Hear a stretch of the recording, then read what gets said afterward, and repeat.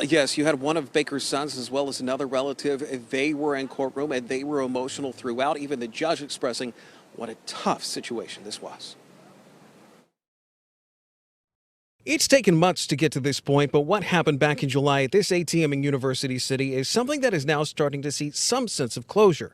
Since the arrest of Juwan Horton, there have been more details coming out about what happened. And in court Tuesday, there were some details about the case that came out about how Horton allegedly confessed to someone about killing Karen Baker at that ATM and how that person came forward. Cameras were not allowed in the courtroom, but members of Baker's family were in attendance. On Monday, the family spoke out about Horton's arrest. The grief and the pain that I have to carry the rest of my life, knowing what has happened to my mom, is just heartbreaking. Horton, during proceedings, was largely emotionless, except for what appeared to be a smirk towards possible family members.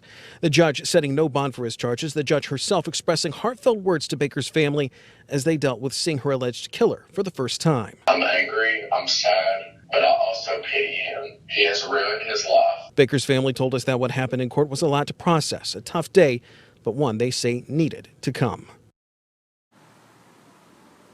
Now, we did reach out to some of Baker's family members to see if they wanted to talk today specifically about what had happened in the courtroom. As we mentioned, one of her sons was actually in the courtroom. As you can imagine, things have kind of been busy with some of the paperwork that they're having to deal with, also with the district attorney's office, and we have not been able to catch up with them just yet. We are in contact with them, and we will let you know what they say about what happened in court here today.